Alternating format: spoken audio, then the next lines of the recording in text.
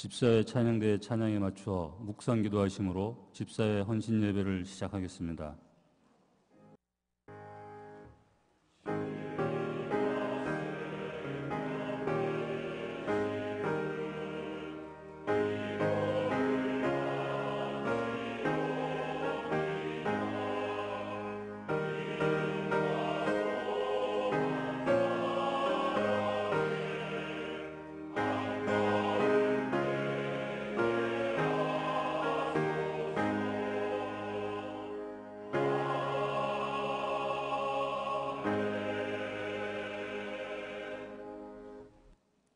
찬송가 303장을 다 함께 부르시겠습니다.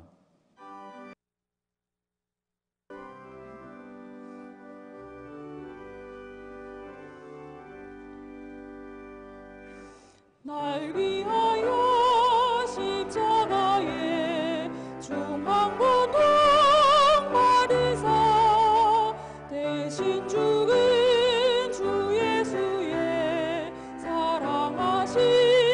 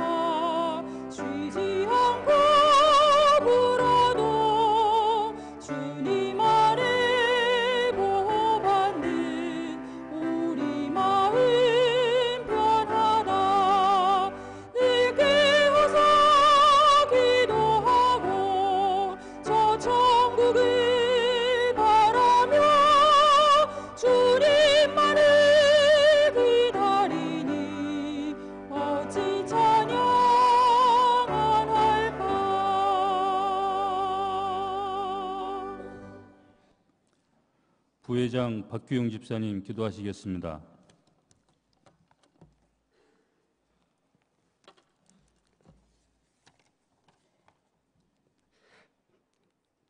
존귀와 영광을 받으시기에 합당하신 하나님 아버지, 모든 만물이 생동하는 이 계절에 거룩하고 복된 주일날을 허락하시어 주님 전에 나와 예배드리고 찬송하며 주님 품에 안기어 편히 심을 갖다가 이 시간을 특별히 구별하여 집사의 헌신 예배로 하나님께 영광 올려드리게 하심을 감사합니다. 우리들의 헌신을 기쁘게 받아 주시옵소서. 저희들은 하나님의 특별한 사랑과 은총을 받을 만한 자격이나 공로가 없음에도 불구하고 주님께서는 우리들을 사랑으로 구속하시고 새 사람으로 거듭나는 기쁨을 누리게 하시며 하나님을 아버지라 부를 수 있는 놀라운 특권을 허락하여 주시니 참으로 감사합니다. 하지만 우리들이 주님께 내놓을 것은 이 강야 같은 세상을 살면서 오염된 죄와 허물밖에 없음을 고백합니다. 또한 일상의 분주함을 핑계로 주님의 뜻을 헤아리지 못하고 주님의 뜻을 거스르며 성도로서 구별된 삶을 살지 못하고 거리낌과 회개가 없었음을 고백합니다. 사랑의 주님, 저희들을 긍휼히 여기시고 용서하여 주시옵소서. 주님의 보혈로 정결케 하여 주셔서 주님이 있으시기에 가장 좋은 정결한 그릇으로 준비되게 하시고 우리들의 심령이 오직 예수님 한 분만으로 채워지게 하여 주시옵소서. 우리 경양을 푸른 초장에 실만한 물가로 인도하시는 석기현 담임 목사님과 원로 목사님께 영육간의 강건함과 성령 충만한 은혜를 더하여 주셔서 목회 사역마다 성령의 역사가 나타나게 하시고 경양교회의 예수 세계화 8대 운동과 희년맞이 5대 비전 운동이 더욱 왕성하게 확장되도록 은혜 베풀어 주시옵소서. 자비로우신 주님, 이 시간 헌신을 다짐하며 다시금 경양교회의 장집사인 우리들에게 맡겨진 모든 사명을 잘 감당하게 하기 위하여 우리 모두가 떨리는 마음으로 임직받던 초심을 회복하여 경양의 선한 청지기가 되게 하여 주시옵소서. 경양의 비전과 담임 목사님의 목회 받침에 발맞추어 항상 주님 말씀에 순종하며 구제와 봉사에 솔선수범하고 예배와 교회 재정의 모범이 되어 주의 몸된 교회를 위해 부흥의 밑거름이 되게 하여 주시옵소서. 한 생명이 천하보다 귀하다고 가르쳐 주신 주님, 전 교회적으로 태신자 운동을 전개하고 있습니다. 한 영혼을 불쌍히 여기는 긍휼의 마음을 주시고 그 한 영혼을 위해 안타까움으로 전도와 세계 선교의 사명을 잘 감당하게 하여 주시옵소서. 세상에 나아가 복음을 증거한 일에 앞장서는 우리 집사들 되게 인도하여 주옵시고 또한 가정에서 존경받는 믿음의 가장이 되게 하시고 삶의 터전에서는 빛과 소금의 역할을 잘 감당하며 거룩하고 진실된 삶을 통하여 믿음으로 승리하는 경양의 모든 장리 집사들 되게 인도하여 주시옵소서. 집사의 헌신 예배를 위하여 말씀을 준비하신 김주원 목사님께 성령과 능력이 충만하게 하시고 우리들에게 꼭 필요한 말씀을 주시고 그 진리의 말씀을 따라 우리들의 삶이 변화하게 하여 주시옵소서. 그리하여 하나님의 영광을 드리는 우리들의 삶이 되게 하여 주시옵소서. 오늘도 아름다운 찬양으로 하나님께 영광 돌리는 집사의 찬양대와 임영원 특성을 흠양하여 주옵시고 오직 주님 홀로 영광 거두어 주시옵소서. 우리의 헌신을 다짐하는 예배를 기쁘게 받아주시고 축복하여 주셔서 올 한 해는 집사회의 정체성을 회복하고 오직 앞에 있는 푯대만을 향하여 쉼없이 달려가서 우리 집사회가 주님께 인정받고 사랑받는 기간이 되도록 인도하여 주시기를 소원하며 거룩하신 우리 구주 예수 그리스도의 이름으로 기도드립니다. 아멘.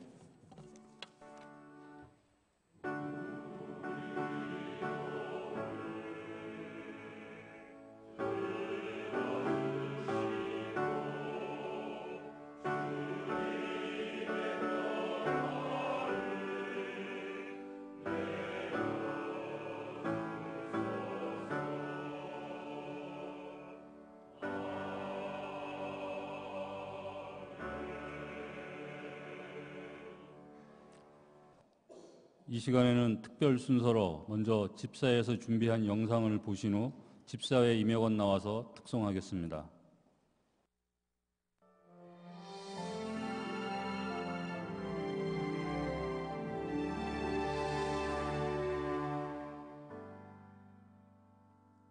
경양교회 집사회의 창립 목적은 다음과 같습니다. 선한 명예와 진실한 믿음과 지혜와 분별력이 있어 존경을 받으며 행위가 복음에 적합하고 생활이 모범이 되며 목사와 장로를 협조하여 빈곤한 자를 구호하며 교회의 서무, 회계, 구제에 관한 사무를 담당한다. 이에 우리 경양교회의 집사회는 담임 목사님을 중심으로 펼쳐지는 하나님의 선한 사역에 동참 협력하는 모임으로 하나님의 은혜 가운데 2003년 10월 5일에 시작하여 현재 장립 집사 총 188명으로 경양교회의 기둥으로서의 사명을 감당하고 있습니다. 경양의 장립 집사는 당회의 지도 아래 교회 생활의 모범이 되고 빈곤한 자를 돌보며 교회의 서무, 회계와 구제에 관한 사무를 담당하도록 세워주셨습니다. 이에 우리 경양교회의 집사회는 경양교회의 곳곳에서 장립 집사의 역할을 충실히 감당하고 있습니다. 연초 임역원 세미나를 통해 한 해의 목표를 설정하며 초심으로 돌아가서 회장 이하 임역원 모두 합심하여 온전히 헌신하기로 다짐하였습니다. 이를 첫 시작으로 경건 회복을 일깨우기 위해 집사회에서는 토요일 새벽 기도 운동을 통해 영적 각성과 회복 운동을 전개하여 경양에 받은 많은 사명을 감당하기 위해 기도하고 있습니다. 각각의 맡은 달란트와 직분대로 주일 주차 안내, 주일학교 교사, SFC 교사, 찬양대, 재정부에서 그리고 노방 전도와 교회 주변 청소 등을 교회 내에서 봉사하고 있습니다. 이뿐 아니라 집사회에서는 집사 회원 간의 단합과 영적 동맹을 위해 매년 친교 대회와 친교 모임을 통해 서로 주님 안에서 교제를 하고 있습니다. 올해에도 계속하여 집사회에서는 교양교회 3대 후원의 후원과 기관 행사비 지원, 선교지 성탄 선물, 교회 내의 경조금, SFC 장학금, 성민복지관 지원과 여러 교회의 사업과 행사 등을 지원해 갈 것입니다. 앞으로 우리 집사회는 함께 만들어가는 집사회, 모이기에 더욱 힘쓰는 집사회, 정체성을 확립하는 집사회, 직분에 충실한 집사회를 슬로건으로 하여 모두가 하나 되는 집사회가 되기 위해 더욱 열심히 기도하며 힘차게 나아가겠습니다. 2019년에도 늘 기도하고 순종하여 경향교회 기둥으로 쓰임받고 앞장서는 집사회가 되도록 성도님들의 많은 관심과 기도를 부탁드립니다.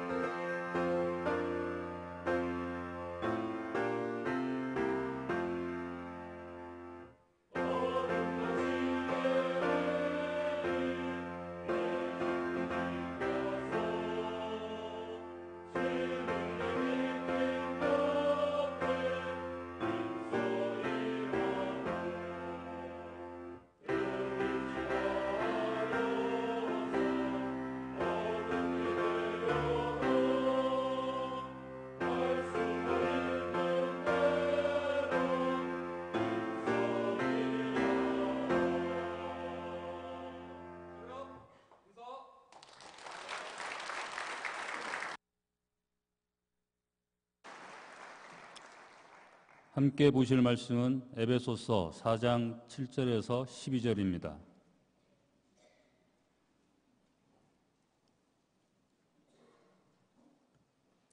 제가 11절과 12절을 봉독하겠습니다.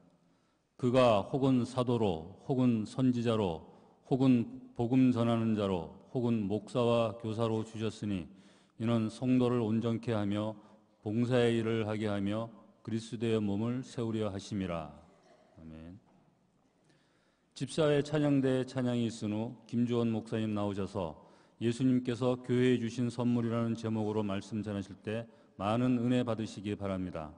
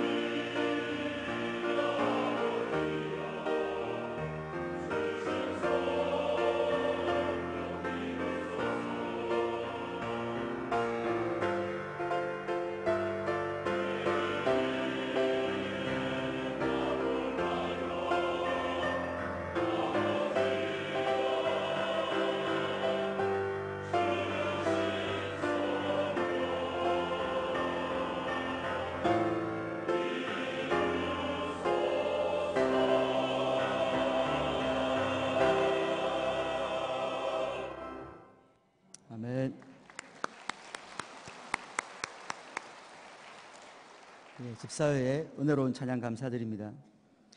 차세대 개혁주의 목회자이자 조술가로 주목받고 있는 미국의 케빈 드영 목사님의 왜 우리는 지역교회를 사랑하는가라는 제목의 책이 있습니다. 이 책에서 저자는 예수님은 사랑하지만 교회는 사랑하지 않는 이 시대 그리스도인들의 세태를 꼬집어서 지적합니다. 이런 세태에 편승하여 교회 안팎으로부터 귀성교회는 강압적이고 권위주의로 운영되는 폐쇄 집단으로 낙인 찍혔고, 이로 인해 현재는 교회 없는 기독교에 대한 이야기들이 진지하게 거론되고 있습니다. 기성교회에 대한 비호감은 이교적인 기독교, 그리운 교회, 교회 그만두기, 그래서 당신은 더 이상 교회 가기를 원치 않는다와 같은 책들의 제목을 통해서 그 비호감의 정도를 충분히 감지할 수 있습니다. 기성교회를 향해 이 같은 강한 반감을 일으키는 사상의 기저에는 교회를 그저 신앙을 고백하는 공동체로만 여기는 개념이 자리 잡고 있습니다.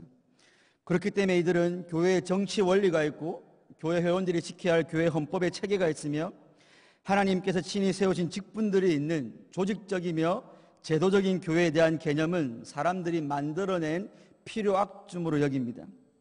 이 주제와 관련해 국내에서 이슈가 되었던 책이 하나 있는데 2014년에 출판된 가나안 성도 교회 박신앙이라는 책입니다. 이 책의 저자는 제도적 교회의 부작용 때문에 교회를 안 나가는, 즉 가나안 성도의 규모를 약 100만 명 정도로 추정하고 있습니다. 그리고 그 100만 명 정도의 사람들이 제도적 교회가 주는 경직성과 획일성, 위선과 분쟁 등의 이유로 제도적 교회 밖으로 탈출할 수밖에 없었다라고 분석하면서 진짜 용기 있는 성도라면 그 제도 교회 밖으로 나와서 진짜 교회답게 살아야 한다라고 주장하고 있습니다. 경향교회 회원이신 여러분들은 제도적인 교회로부터 탈출하는 그 저자의 주장에 대해서 어떻게 생각하십니까? 또 그렇게 생각하시는 각자의 성경적 근거는 무엇입니까?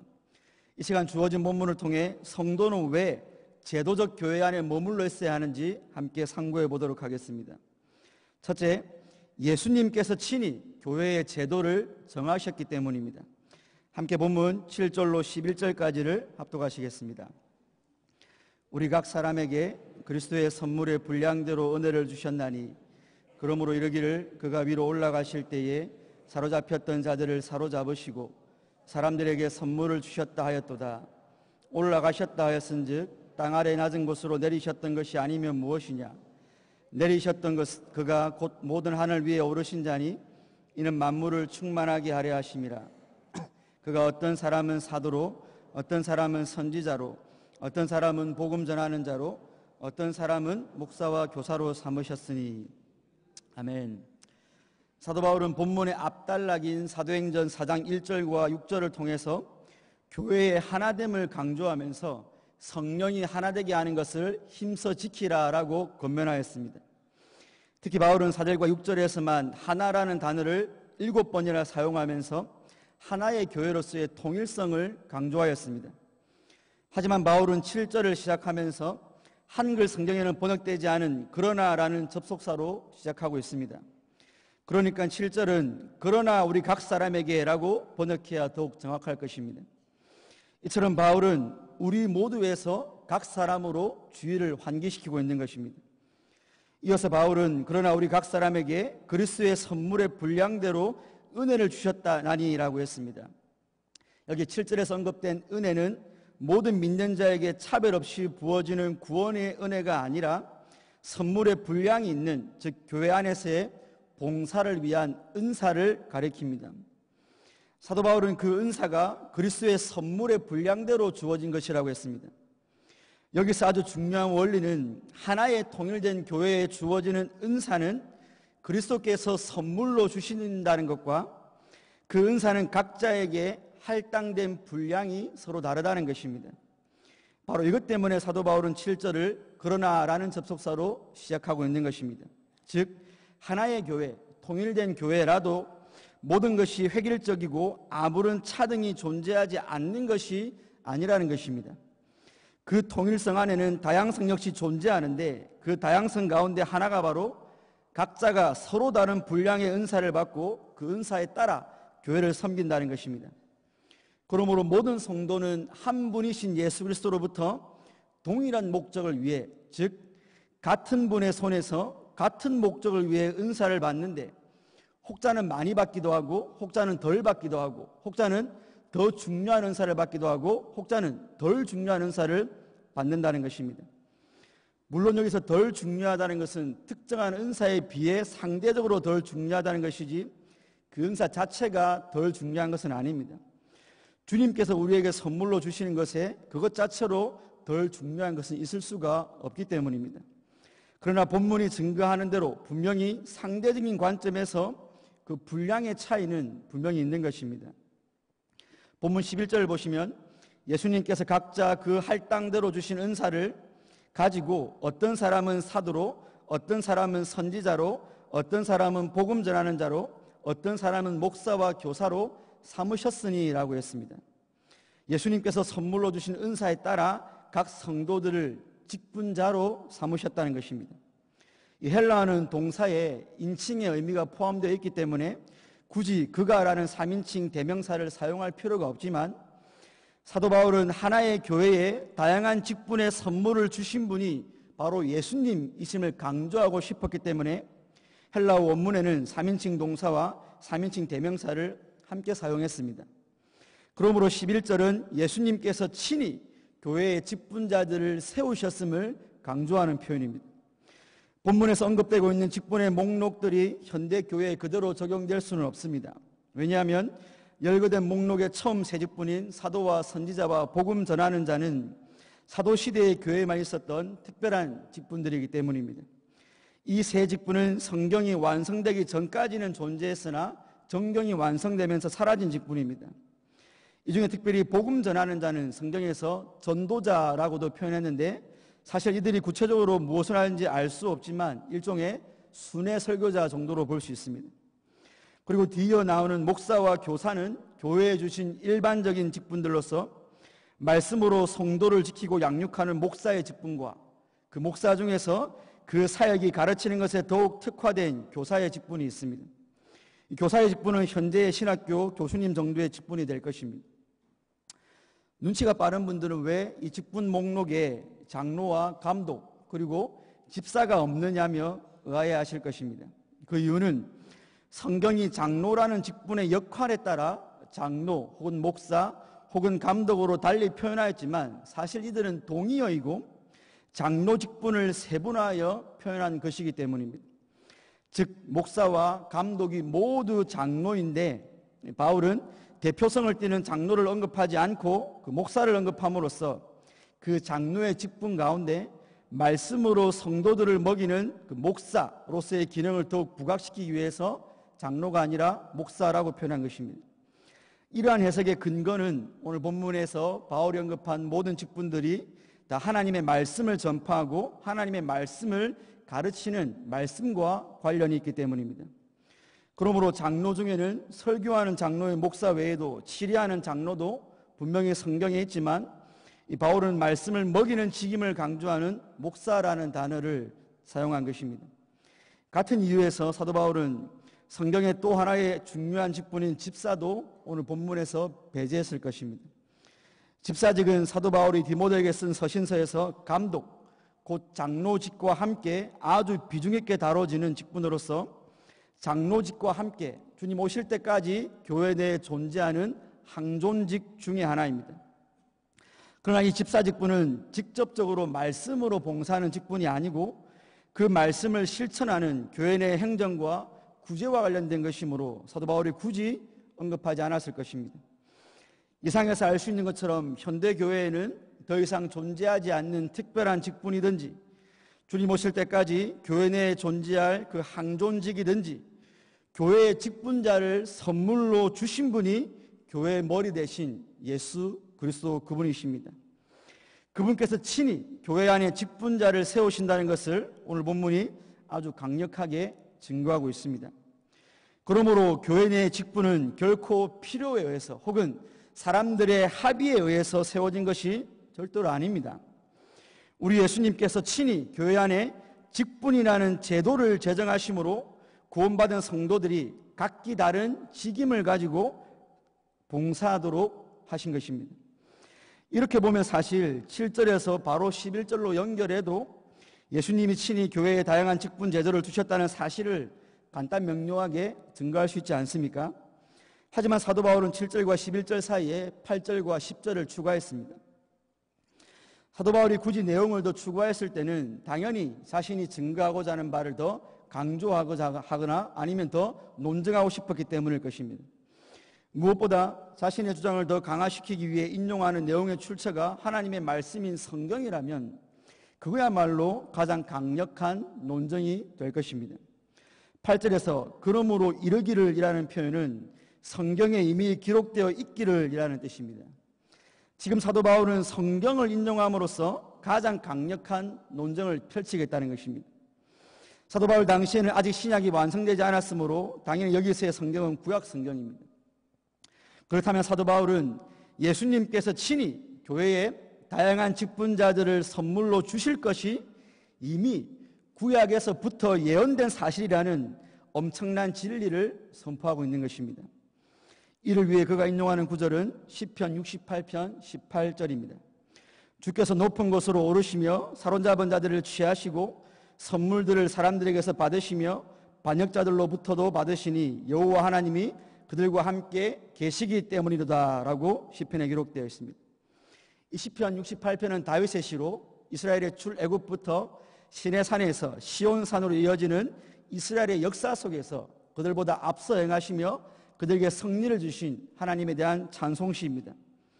하나님께서는 이스라엘 대적들을 무찌르시면서 승리의 행진의 선봉에 서셨는데 그때 시내산이 진동하고 대적들은 혼비백산했습니다. 그리고 나서 하나님께서는 시온산을 자신의 거처로 삼으시고 높은 곳에 오르시면서 포로로 잡은 자들을 취하셨습니다. 사도 바울은 지금 시편 68편에서의 하나님의 승리와 높은 곳에 오르시는 그 하나님을 예수 그리스도의 승리와 예수님의 승천에 적용하고 있는 것입니다. 본문 9절과 10절 상반절에서 바울은 올라가셨다 하셨은즉 땅 아래 낮은 곳으로 내리셨던 것이 아니면 무엇이냐, 내리셨던 그가 곧 모든 하늘 위에 오르신 자니라고 했습니다.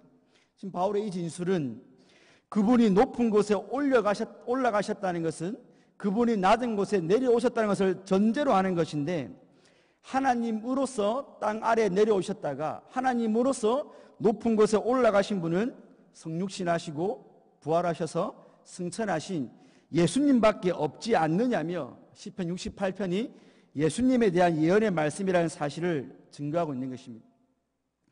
10절 하반절을 보시면 예수님께서 땅으로 내려오셨다가 다시 승천하신 목적이 만물을 충만하게 하기 위함이라고 했습니다. 여기 충만하게 하다라는 표현은 완성하다, 완전하게 하다라는 표현입니다.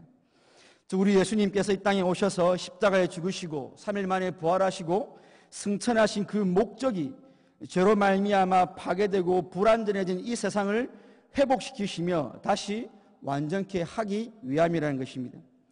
그러므로 이 모든 사실을 종합해보면 오늘 예수님께서 만물을 완전하게 회복하시는 그 일을 지상에 남겨두신, 당신은 승천하시면서 지상에 남겨두신 당신의 몸인 교회를 통해서 하시는데, 그 교회 안에 직분자들을 친히 선물로 주심으로 교회가 그 일을 감당할 수 있도록 하신다는 진리인 것입니다.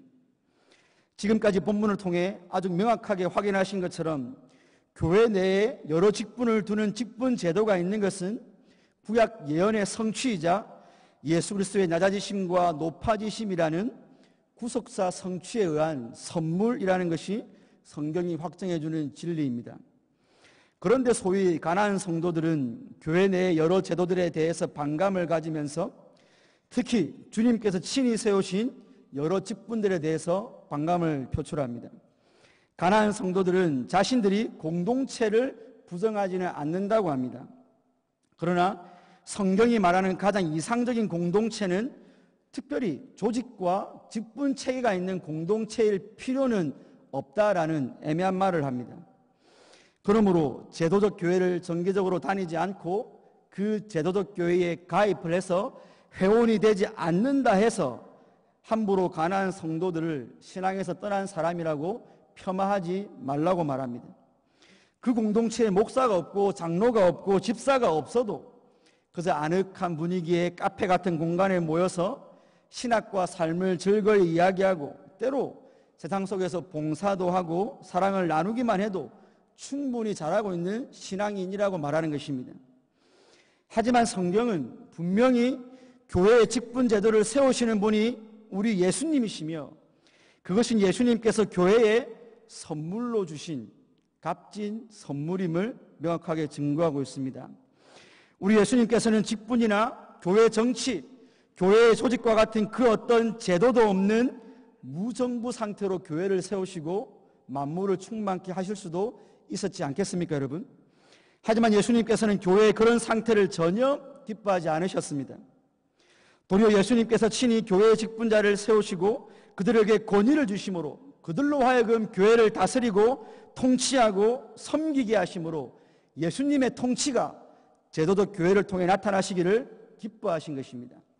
이 사실을 헤르만 바빙크라는 신학자는 다음과 같이 이야기했습니다. 모든 신자들이 각자 하나의 은사를 가진 것처럼 또한 그들 모두는 직분을 갖는다. 그들은 단지 유기체로서의 교회 안에서만이 아니라 즉 그저 예수님의 몸인 공동체 안에서의 교회만이 아니라 또한 제도로서의 교회 안에서도 주님이 그들에게 부과하신 소명과 사명을 지닌다라고 말입니다. 비단 직분 제도뿐이 아니라 교회의 헌법, 장로회 정치 원리 등 이 모든 교회의 제도들 역시 직간접적으로 왜 그렇습니까? 그 모든 제도가 하나님의 말씀에 기인한 거기 때문에 그게 직접적인 원리이든 간접적인 원리이든 곧 예수님이 교회에 선물로 주신 것입니다. 그러므로 교회의 제도는 교회의 머리 되신 예수님께서 친히 제정하신 것임을 기억하심으로 이 제도적 교회 안에 잘 머물러 있으시고 또 하나님 예수님이 선물로 주신 제도를 소중히 여기시는 성도님들이 되시기를 주님의 이름으로 축원드립니다.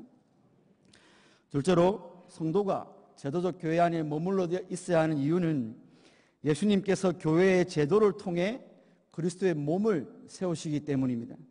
우리 함께 본문 4장 12절 함께 합독하시겠습니다. 시작.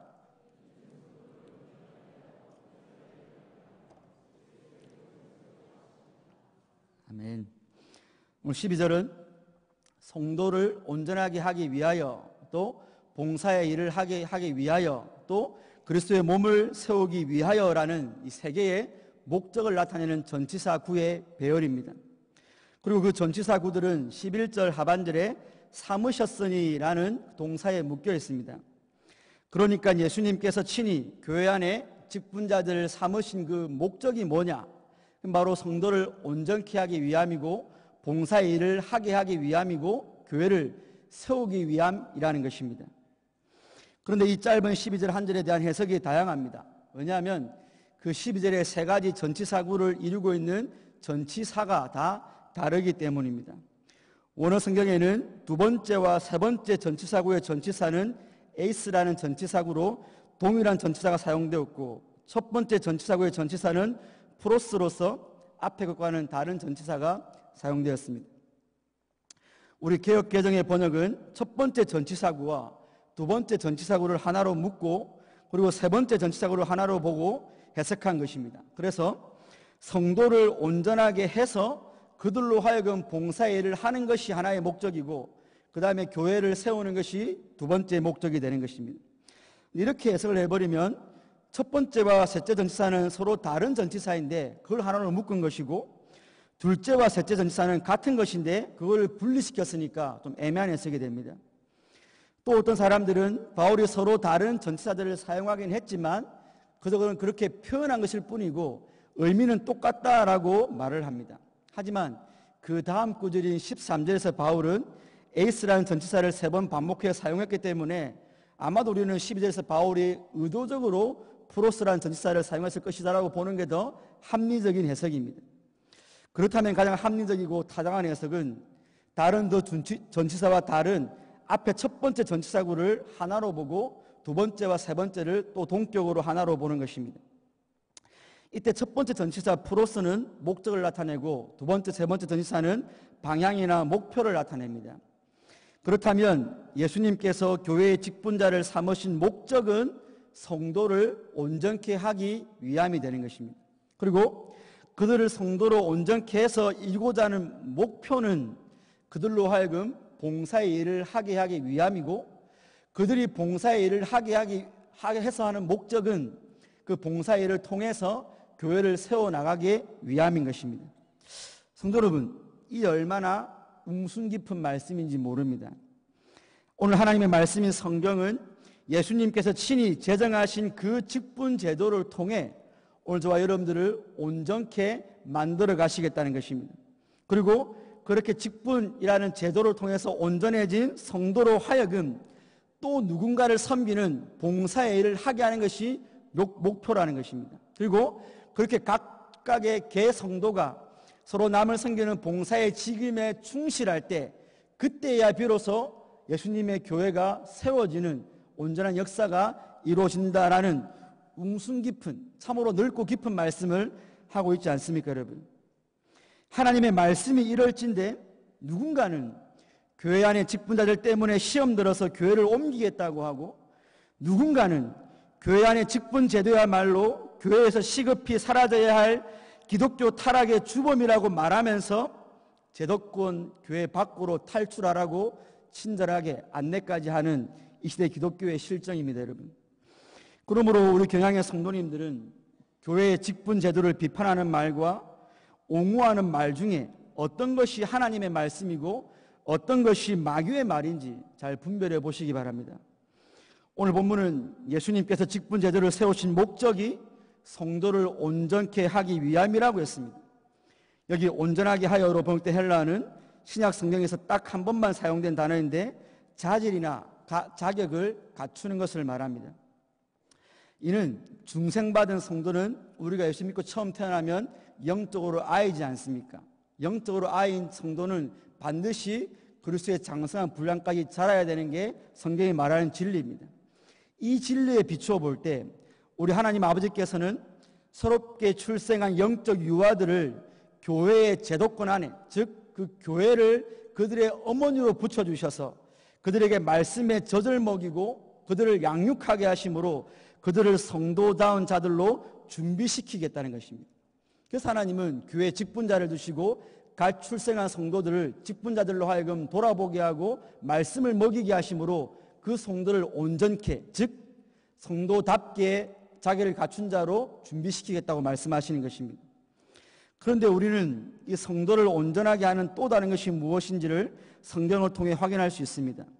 디모데후서 3장 16절로 17절에서 모든 성경은 하나님의 감동으로 된 것으로 교훈과 책망과 바르게 함과 의로 교육하기에 유익하니 이는 하나님의 사람으로 온전하게 하며 모든 선한 일을 행할 능력을 갖추게 함이라고 했습니다. 여기 디모데후서에서도 하나님의 말씀이 성도를 온전하게 하고 그 말씀이 모든 선한 일을 하게끔 성도에게 능력을 갖추게 한다라고 말씀하고 있습니다. 그러므로 지금 에베소에 나와 있는 직분자들이 하는 역할과 하나님의 말씀이 하는 역할이 동일한 것입니다. 그렇다면 우리는 하나님이 제정하신 직분자들이 하나님의 대리자요, 하나님의 말씀의 대리자로서 그 역할을 대행하고 있다는 사실을 아주 분명하게 깨닫게 됩니다. 이는 앞에서 말씀드린 대로 주님이 세우신 모든 직분들이 선지자, 사도, 복음 전하는 자, 목사와 교사가 하나님의 말씀을 전하고 가르치는 것과 직간접적으로 관련되어 있다는 데서도 잘 나타나고 있는 바입니다. 즉 예수님께서는 교회 안에 직분자들을 세우셔서 당신의 말씀을 선포케 하십니다. 그리고 선포된 말씀을 풀어서 가르치게 하시며 그 말씀대로 교회의 조직과 행정 제도를 확립하십니다. 그리고 그 제도를 통해 성도들의 삶을 통치하시고 양육하심으로 성도의 온전함을 이루시는 그 메커니즘을 예수님이 사용하시는 것입니다. 이제 그렇게 온전케 된 성도들로부터 하나님이 기대하는 것이 무엇입니까, 여러분? 그저 온전하게 되면 놀고 먹는 게 아닙니다. 하나님은 그들이 온전케 되어져서 교회를 위해서 봉사하기를 원하십니다. 오늘 성경은 이 봉사의 일을 위해 예수님이 교회의 직분자를 두시고 그들을 온전케 했다라고 그 목표를 말씀하고 있기 때문에 그렇습니다. 여기서 봉사의 일은 원래는 식탁에서 시중하는 역할을 말합니다. 원래 집사라는 단어가 여기에서 왔습니다. 이것은 자기 인격을 바쳐서 다른 사람을 위해 섬기는 것을 의미합니다. 가장 낮은 곳에서 타인을 위해서 시중드는 것입니다. 그러므로 온전해진 성도란 여러분, 다른 지체 위에 군림하거나 그들을 지배하려 하거나 혹은 나는 잘하고 있으니까 다른 지체에게 무관심한 사람이 아니라 그렇게 신앙생활하는 사람이 아닙니다. 하나님께서는 자기의 전인격을 바쳐서 다른 사람을 섬기는 존재가 되기 위해서 여러분들을 온전케 하셨기 때문입니다. 그리고 최종적으로 성도로서의 자질이 구비되어 그리스도의 몸에 속한 지체들을 섬기는 자들의 그 봉사가 이뤄내는 궁극적인 목표는 바로 예수님의 몸을 세우는 것이다라고 성경은 말씀하고 있습니다.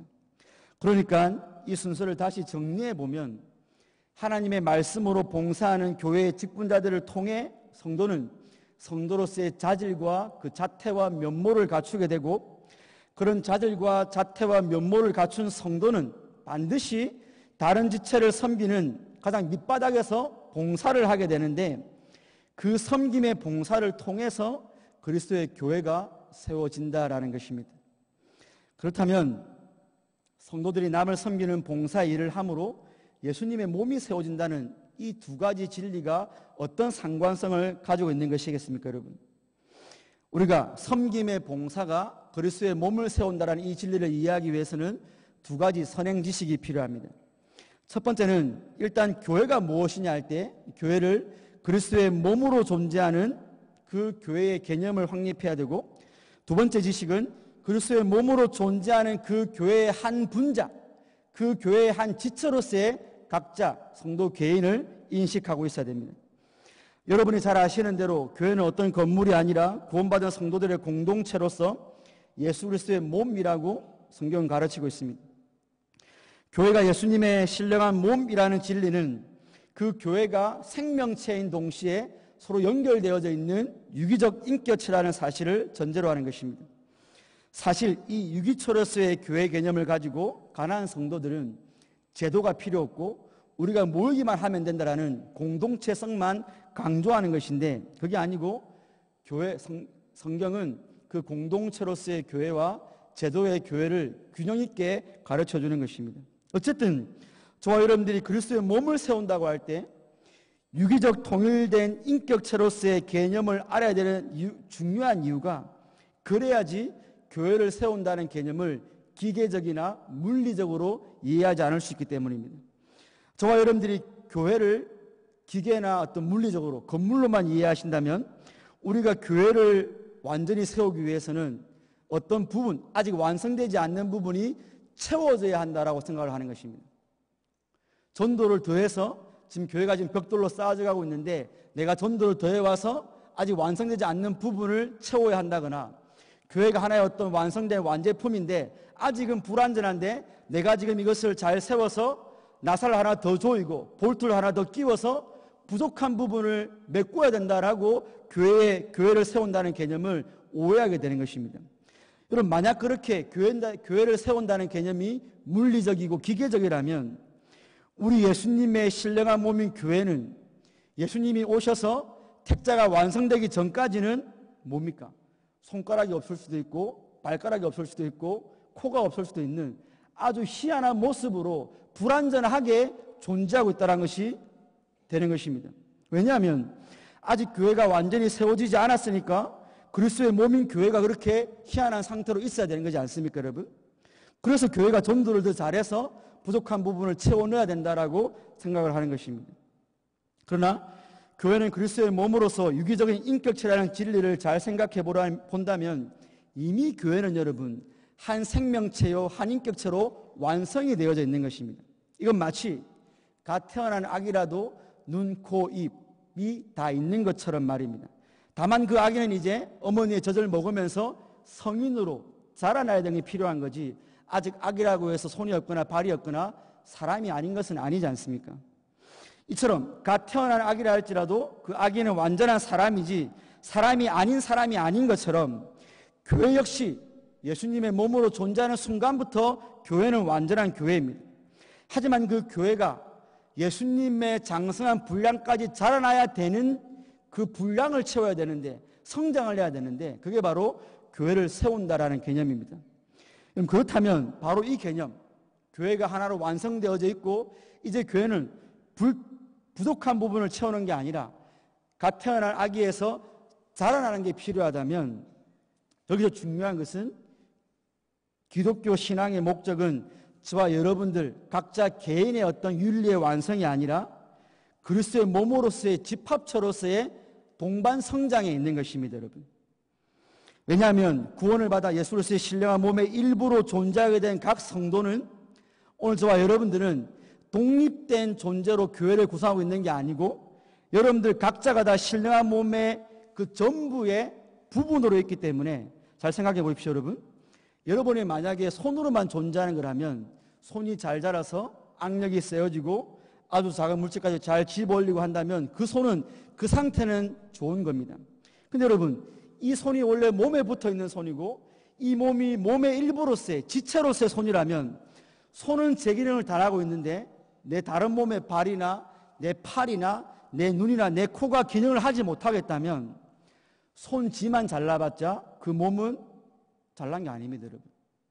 손으로서는 의미가 있을지 모르겠지만 몸 전체로 볼 때는 그 손은 불필요한 겁니다, 여러분. 마찬가지로 여러분들 각자가 신앙으로 아무리 잘 서 있다고 해도 우리 공동체가 아직까지 그리스도의 장성한 분량으로 못 가 있고 내 옆에 지체가 아직 미흡한 부분이 있다면 내가 잘하고 있기 때문에 괜찮은 게 아니라 우리 공동체 전체가 같이 올라야 되는 것을 우리가 노력하고 애써야 된다는 것입니다, 여러분. 한 개인의 성도가 그리스도의 장성한 분량까지 잘 성장이 있다 할지라도 내 옆에 다른 지체가 아직 신앙의 초보로 머물러 있다면 내 신앙은 이미 이만큼 성장했고 나는 이렇게 잘하고 있으니까 너가 어떻게 하든 내 알 바 아니다라고 하는 것은 절대로 아닙니다. 내 옆에 지체의 약함은 내 약함이 돼야 되고 그 옆에 지체의 부족함은 내 부족함인 것입니다. 왜요? 우리는 한 몸이기 때문에, 여러분. 그러므로 손은 정상인데 발이 조금 약하다면 그 손은 발을 도와서 그 몸 전체가 정상적인 삶을 영위할 수 있고 기능을 할 수 있도록 도와줘야 된다는 게 오늘 본문입니다. 바로 이 진리를 12절의 본문에서 이야기하고 있는 것입니다. 종합해서 말씀드리면 교회의 직분자들을 통해 온전히 성도로서 구비가 되고 준비가 되어서 자라난 성도는 내 옆에 다른 지체를 섬기는 봉사의 일을 해야 되고 그렇게 서로가 서로를 섬기면서 다른 지체의 약한 부분을 도와줄 때 그리스도의 몸이 하나로서 장성한 분량으로 세워져 나간다라는 것입니다. 그러므로 여전히 자기 잘난 맛의 신앙생활을 하면서 다른 사람의 신앙생활에는 아무런 관심이 없는 성도나 자신의 뛰어난 신앙 실력이 다른 지체에게 아무런 유익을 주지 못하는 성도는 사실상 신앙의 갓난 초보일 뿐입니다. 성도 여러분, 짧은 12절 한 절이지만 이 한 절 안에는 하나님께서 당신의 아드님의 핏값으로 사신 당신의 교회를 어떻게 세워나갈 것인가에 대한 비법이 담겨 있는 것입니다. 그 비법이란 바로 그리스도의 몸으로 존재하는 그 유기적 가난한 성도들이 좋아하는 유기적 교회를 예수님께서 선물로 주신 교회의 직분자들 곧 제도적 교회를 수단으로 해서 세워나가시겠다는 것입니다. 성도는 예수님께서 교회에 선물로 주신 그 제도를 통해 성도로서의 면모를 구비하게 되고 그 제도를 통해 성도로서의 면모가 구비된 성도가 다른 지체를 섬김을 통해 그리스도의 몸 전체가 장성한 분량까지 자라나는 것이 바로 예수님이 교회에 제도를 주신 궁극적인 목적입니다. 이처럼 예수님께서 당신의 몸을 세워나가시기 위해 주신 것이 교회의 제도인데 우리는 제도권 밖의 교회에서 교회를 한번 잘 세워나가 보겠다 하는 소위 가난한 성도들의 주장은 기가 막힌 언어 도단이며 하나님의 말씀에 합하지도 않는 어불성설인 것입니다. 이와 관련하여 칼빈은 말을 돌리지 않고 다음과 같이 아주 직설적으로 잘 책망해주고 있습니다. 직분자들의 보살핌과 가르침을 소홀히 하면서 그리스도 안에서 온전하게 되기를 소망하는 사람들은 정신 나간 사람들이다. 성령의 은밀한 계시를 받았다고 자처하는 광신자들 및 개인적으로 성경을 읽는 것으로 만족하고 자기에게는 교회의 사역이 필요 없다고 생각하는 교만한 사람들도 정신 나간 사람들이다 라고 말입니다. 그러므로 성도는 편안한 시간에 편안한 복장으로 부담 없이 예배드리고 올 수 있는 그런 공동체가 아니라 양떼들의 형편을 살피는 교회 직원들의 신방을 통해 교훈과 책망과 바르게 함과 의로 교육함을 제공해주는 그런 제도적 교회에 머물러 있어야 하는 것입니다. 성도는 아무가 와서 아무 말이나 해도 되는 그런 아무런 제재도 가하지 않는 그런 공동체가 아니라 누군가 이상한 성경 해석을 하거나 누군가 교회의 덕을 해치는 행위를 한다면 치유회를 통해서 권징을 가함으로 교회 안에 죄의 누르의 확산을 방지하는 그런 제도적 교회 안에 있어야 하는 것입니다. 성도는 직분이 뭐가 중요하냐면서 은혜 받은 사람은 아무나 설교할 수 있도록 말하는 그런 공동체가 아니라 예수님의 소명을 받고 일정 기간의 훈련과 시험을 통과함으로 강도받은 목사만이 설교할 수 있는 그런 제도권 교회에 머물러 있어야 하는 것입니다. 성도는 인간의 이기적인 죄성을 부추겨서 교회 안에서는 사생활에 대해서 묻지도 말고 따지지도 말자라고 말하는 식으로 교회의 몸을 파괴하는 그런 공동체가 아니라 피차 권면하여 누군지 죄의 유혹으로 완고하게 되지 않도록 서로 권면하고 서로 가르치고 서로 사랑하는 그런 제도적 교회 안에 있어야 합니다. 성도는 교회의 제도가 교회를 타락시켰고 제도적 교회를 유지하려는 사람들은 권력욕에 사로잡힌 자들이니 그곳에서 탈출하라고 말하는 그런 공동체가 아니라 제도적 교회를 운영하는 사람 역시 죄인이기 때문에 불완전함은 있을 수 있지만 그래도 우리 예수님께서 지금까지 2000년 기독교 역사 동안에 제도적 교회를 통해 성도를 온전케 하셨고 온전하게 한 자들로 봉사케 하셨고 그 봉사를 통해서 교회를 세워나가셨다라고 진리 그대로 말하는 제도적 교회 안에 머물러 있어야 하는 것입니다. 우리 경양의 성도님들은 그런 마귀의 소리에 귀를 닫고 제도적 교회인 경양교회 안에 잘 머물러 있으시기를 주님의 이름으로 축원드립니다. 성도 여러분, 특별히 이 밤에 헌신을 재확인하시는 경양교회 집사회 회원 여러분, 교회를 신앙인의 공동체로 강조하는 것은 루터교에서 온 개념입니다. 독일의 신학자 오토 베버는 칼빈의 교회 이해가 루터교의 그것과는 다르다는 것을 잘 설명했습니다. 칼빈에 의하면 교회는 신앙인의 공동체일 뿐 아니라 하나님께서 그의 백성을 위하여 제정하신 기구, 제도입니다. 하나님의 주권을 강조하는 칼빈은 하나님을 믿고 신앙하는 그 신앙의 주체가 되는 사람에게 역점을 두는 신앙인의 공동체로서의 개념보다 그들을 불러 모으시는 하나님이 주체가 되고 그들에게 신앙이 주는 하나님이 주체가 되고 그들로 하여금 제도를 세우게 하셔서 다스리고 보존하게 하시도록 제도를 세우신 그 기구로서의 교회 개념이 선행함을 먼저 말했던 것입니다. 예수님께서 당신이 창조하신 모든 영역을 지금도 통치하고 계시며 살아계시며 역사하시는입니다. 모든 우주 만물의 단 1mm의 영역도 주님의 통치에서 벗어난 곳은 없지 않습니까? 하물며 그분께서 당신의 핏값으로 사신 교회를 무정부 상태로 주실 일은 만무하지 않습니까, 여러분? 그런데 질서의 하나님께서는 그 교회에 대한 통치를 무정부주의로 두지 않으셨습니다. 되는 대로 죄인들끼리 민주주의 방식으로 잘 합의해서 하도록 내버려 두시지 않으셨습니다. 교회야말로 예수님의 직접적인 통치의 장소입니다. 국가의 주권자가 국가의 권력을 행사해서 그 국가의 영토와 백성을 다스리는 게 정치의 사전적 의미라면 그런 의미에서 우리 예수님께서는 누구보다 정치하시는 분입니다. 온 세상의 주권자이시면서 교회의 머리이신 예수님께서는 당신의 전능과 전지의 능력을 발휘하셔서 당신의 교회를 다스리는 정치하시는 분이십니다. 그런데 우리 예수님께서는 그 고난을 교회에게 위임하셨고 교회는 공동회를 여러분의 고난으로 직분자를 선출하지 않습니까? 여러분의 고난으로 선출된 교회가 예수님이 뽑으신 건데 그 직분자들에게 예수님이 그 고난을 대행해 주셨습니다. 즉 교회의 직원들은 예수님께로부터 위임받은, 그건 곧 여러분이 주신 것이죠. 위임받은 고난을 가지고 예수님의 말씀대로 교회에 대한 정치권을, 즉 제도적 교회를 운영해 나가는 것입니다. 교회 직원들은 예수님께서 위임하신 그 고난으로 설교하고 세례와 성찬을 집례하고 죄인들을 권면합니다. 특별히 교회의 유일한 치료인 당회는 벌을 주기도 하고 벌을 가져올 수도 있습니다. 벌을 거두기도 할 수 있습니다. 이 모든 신령한 정치들이 바로 예수님께서 선물로 주신 교회의 제도를 통해서 시행되는 것입니다. 그럼에도 불구하고 이 시대 많은 그리스도인들이 이 제도적 교회를 탈출하고 싶은 것은 예수님께서 세우신 교회의 제도가 전혀 신령해 보이지도 않고 영광스럽거나 위대한 것으로 보여지지 않아서 그럴 것입니다.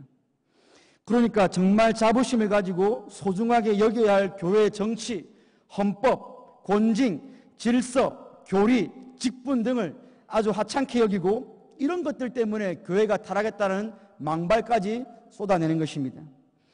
오늘 본문의 사도 바울이 인용한 시편 68편에서는 하나님이 결정하시고 행하신 일들에 대한 죄인들의 조롱과 조소가 이미 예견되어 있었습니다. 시편 68편 15절로 16절에 보시면 바산에 사는 하나님의 산임이여 바산에 사는 높은 산이로다. 너희 높은 산들아 어찌하여 하나님이 계시려 하는 산을 시기하러 보느냐. 진실로 여호와께서 이 산에 영원히 계시리로다 라고 했습니다.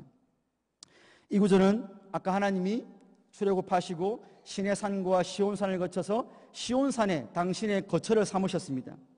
그런데 북쪽 이스라엘의 북쪽에 있는 바산이나 헤르몬 산들은 훨씬 더 산이 높고 훨씬 더 산이 웅장하고 화려하고 장엄했습니다. 그에 비해서 예루살렘의 시온산은 언덕배기에 불과했습니다. 사실 현실적으로 틀린 말은 아니었습니다. 정말로 그랬습니다. 그러니까 바산의 산들이 질투를 했습니다. 하나님, 더 높은 산이 있고 더 장대한 산이 있고 더 위대한 바산과 헤르몬 산이 있는데 왜 그딴 시온산에 당신의 성소를 두십니까? 라고 말입니다. 말 그대로 헤르몬 산은 만년설이 있어서 요단강과 갈릴리 호수의 고는지가 될 정도로 웅장한 산이었습니다.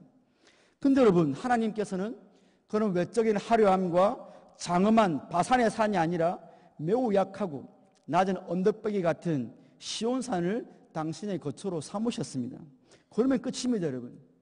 마찬가지로 오늘 여러분들의 육신의 눈에 교회와 그 교회에게 주신 예수님의 선물인 제도가 아무 보잘것없이 보일 수 있습니다. 장로와 집사라는 직분이 예수님의 선물이라고는 하는데 대기업의 회장직이나 임원직이나 아니면 정부의 고위 공직보다 훨씬 못하게 느껴질 수 있습니다, 여러분. 예수님께서 만물을 회복하시는데 교회를 사용하신다고 하는데 저 낙도나 산골이나 상가의 예배당을 마련하고 있는 교회는 그다지 영광스럽지도 않고 그 위대한 일을 감당하는 교회처럼 보이지도 않으실 수도 있습니다, 여러분. 만약 우리 가운데 이런 생각을 하고 있는 분이 계시다면 그분은 그럴 수는 있지만 그분은 교회와 주님께서 선물로 주신 교회의 제도를 믿음의 눈이 아니라 그저 육신의 눈으로만 보고 있기 때문에 그런 것입니다. 사람의 눈으로 보면 아무것도 아닌 것 같고 세상에서 제일 약하게 보이는 교회라고 할지라도 가장 못나 보이는 직분자라 할지라도 주님께서 그 교회를 택하셨고 주님께서 그 직분자를 택하셔서 교회에게 선물로 주셔서 우주 만물을 회복시키는 그 일을 하고 계시고 전체 교회를 온전하게 하시는 그 신비하고 위대한 일을 하고 계시다면 우리는 더 이상 입을 함구해야 되는 것입니다. 오늘 특별히 집사의 헌신 예배를 드리면서 우리 경양의 집사님들은 집사직은 우리 예수님께서 장로직과 함께 항존직으로 교회에 선물로 주신 유일한 직분임을 다시 한 번 더 기억하시기 바랍니다. 집사 직분은 장로가 되기 전에 거쳐야 하는 전 단계 직분이 아닙니다. 누구는 죽을 때까지 집사만 할 수도 있습니다. 왜냐하면 예수님이 주시는 은사대로 직분이니까요. 집사 직분은 장로가 되기 전에 거쳐야 하는 전 단계 직분이 아니고 집사 고유한 책무와 권한을 가지고 그 집사 직분을 통해서 성도를 온전케 하며 그들로 봉사일을 하게 하고 그를 통해 주님의 몸을 세워나가실 그 목적으로 주신 항존직 중에 하나인 주님의 선물인 것입니다. 그러므로 시간을 내셔서 적어도 1년에 한 번 정도는 장립 받으시면서 배우셨던 직분에 관한 교재를 복습하시면서 집사 직분의 영광을 확인하고 주님께서 주신 그 직분을 위해 죽도록 충성하시기를 바랍니다. 나아가 우리 경양의 모든 성도님들은 믿음의 눈으로 교회의 제도를 바라보심으로 주님께서 선물로 주신 교회의 제도들을 귀히 여기시고 그 제도적 교회 안에 잘 머물러 계시기를 주님의 이름으로 축원드립니다.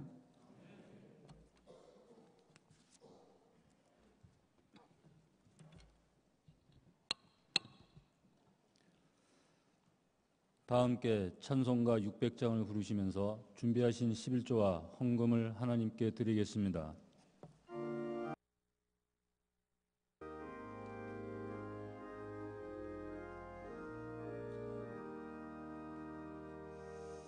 교회에 참된 터는 우리 주 예수라. 그 귀한 말씀 위에 이 교회 세웠네. 주 예수 강림하사 배 흘려 섰으니 땅 위의 모든 교회 주님의 신부라. 온 교회 모든 교회 한 몸을 이루어 한 주님 섬기면서 한 믿음 가지네. 한 이름 찬송하고 한 성경 읽으며 다 같은 소망 품고 늘 은혜 받도다. 땅 위의 모든 교회 주 안에 있어서 하늘의 성도들과 한 몸을 이루네. 오 주여 복을 주사 저 성도들 같이 우리도 주와 함께 늘 살게 하소서. 아멘.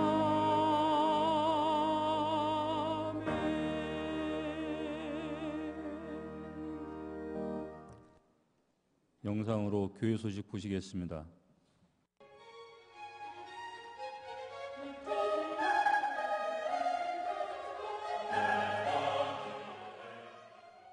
교회 소식입니다.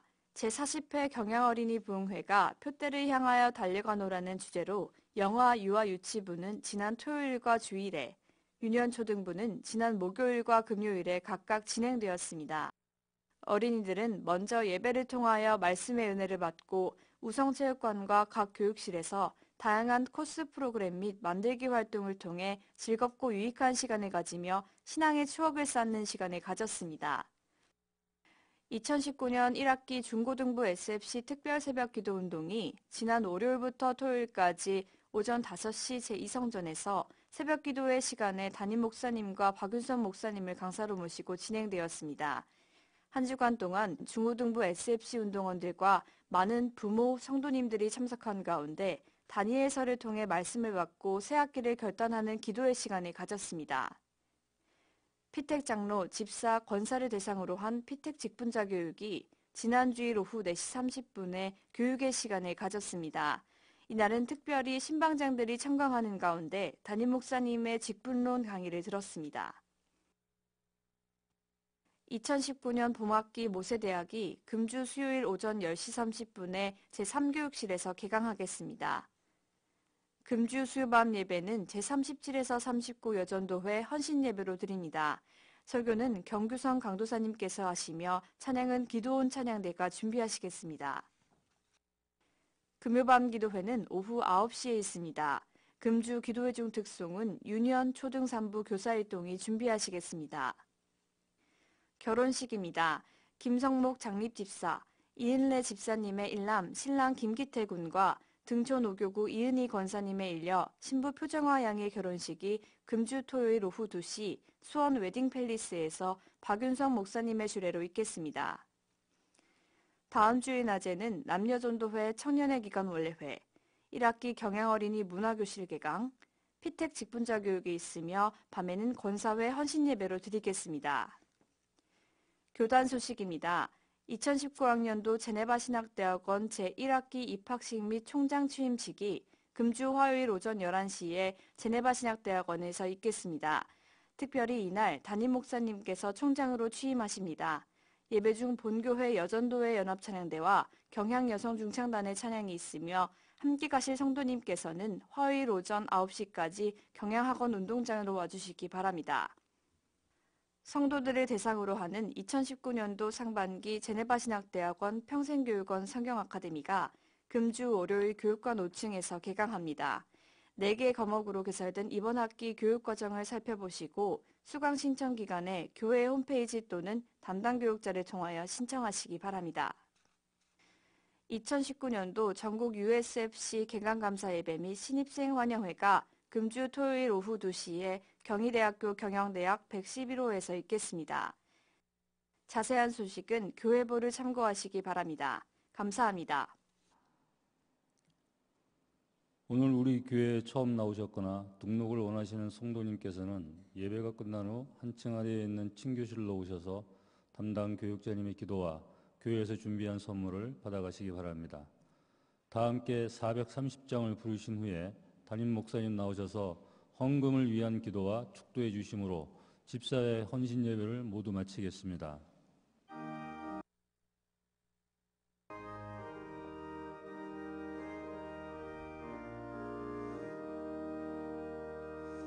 주와 같이 길 가는 것 즐거운 일 아닌가. 우리 주님 걸어가신 발자취를 밟겠네. 한 걸음 한 걸음 주 예수와 함께 날마다 우리 걸어가리. 어린아이 같은 우리 미련하고 약하나 주의 손에 이끌리어 생명길로 가겠네.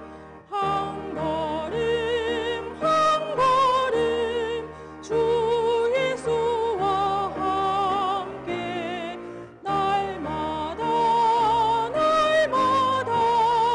우리 걸어가리. 꽃이 피는 들판이나 험한 골짜기라도 주가 인도하는 대로 주와 같이 가겠네. 한 걸음 한 걸음 주 예수와 함께 날마다 우리 걸어가리.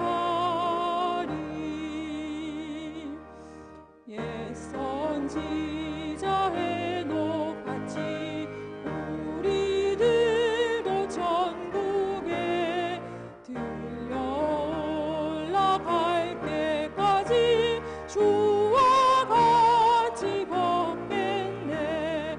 한 걸음 한 걸음 주 예수와 함께 날마다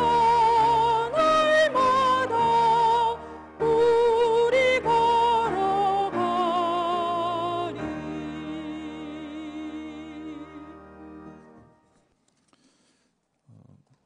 내일 저녁부터 제네바 신대원 평생교육원이 또 개강되는데 여러분들의 그 성원에 힘입어서 제네바 신학대학 평생교육원이 아주 활발하게 매 학기마다 이렇게 잘 진행되고 있고 또 강의실이 좁아서 특별히 지난 겨울에 우리 교실 2개를 합쳐서 중간에 벽을 뚫고 하나 합쳐서 아주 멋진 강의실을 서로 이렇게 꾸며놓았습니다.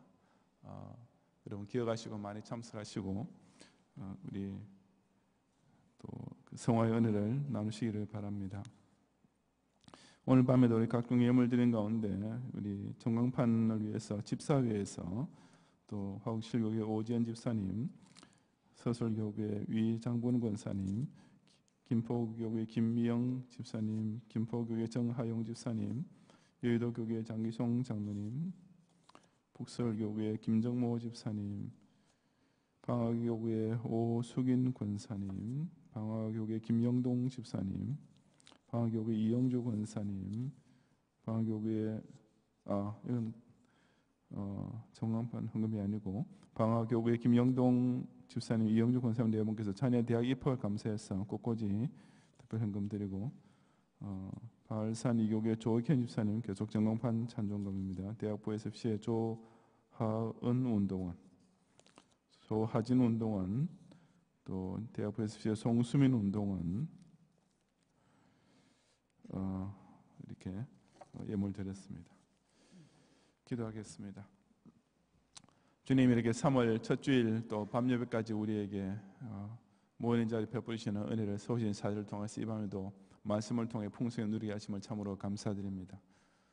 주님께서 당신의 피로 값주고 세우시며 베드로처럼 신앙 고백한 사람 모아서 내가 내 교회를 세우겠다고 분명히 선언했음에도 불구하고 이 교회를 폄하하고 이 교회를 이렇게 비방하고 교회를 무용한 것으로 필요 없는 것을 여기는 이런 악한 무리들의 미혹이 점점 더 오히려 진실한 사람인 것처럼 참된 신앙인 것처럼 이렇게 마귀의 사주를 받아서 점점 더 활개를 치는 이때 오늘 우리 주신 말씀을 기억하며 교회야말로 예수님께서 우리에게 주신 놀라운 선물인 것을 꼭 가슴에 새기게 해 주시옵소서.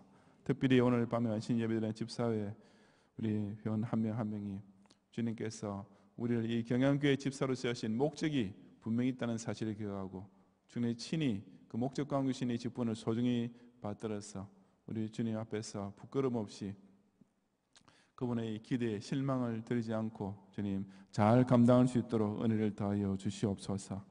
모든 경양의 성도 이 밤에도 정성과 또 힘을 다해 기쁨으로 바친 각종 예물을 온전히 연락하시고 또 한 주간 살아가는 동안에도 이처럼 우리 삶의 목적이 그리스도의 몸된 교회 지체로서 선한 일을 위해서 같이 힘쓰는 여기에 주님 목적을 두고 서원을 세우며 나아갈 때 하나님께서 그 마음을 기쁘시게 여기시고 당신의 가장 좋은 것으로 베푸시는 놀라운 축복이 섬기는 모든 직장과 기업을 통하여서 풍성하게 나타나는 한 주간이 되게 주시옵소서.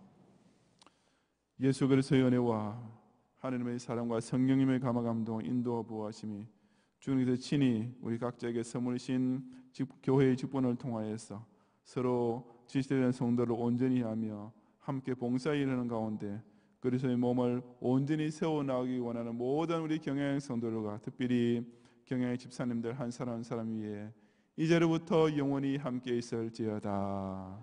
아멘.